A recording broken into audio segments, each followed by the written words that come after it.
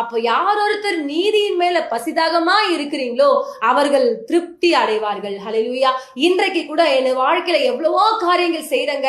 ஏதோ எனக்குள்ள ஏதோ ஒரு குறைவு காணப்படுது, எனக்குள்ள ஒரு நெருக்கம் காணப்படுது, எனக்குள்ள ஏதோ ஒரு பிரச்சனை என்னை அழுத்தி கொண்டே இருக்கு, எனக்கு ஒரு திருப்தியே இல்லாத ஒரு வாழ்க்கை. எவ்வளவுதான் சாப்பிட்டாலும் எனக்கு ஒரு திருப்தி இல்ல, எவ்வளவு சம்பாதிச்சாலும் எனக்கு ஒரு திருப்தி இல்ல, எவ்வளவு எனக்கு சொந்த பந்தங்கள் உல்லாசமான காரியங்களுக்கு போனாலும் எனக்கு திருப்தி இல்லைன்னு சொல்லிட்டு வேதனைப்பட்டு கொண்டிருக்கிறீங்களா?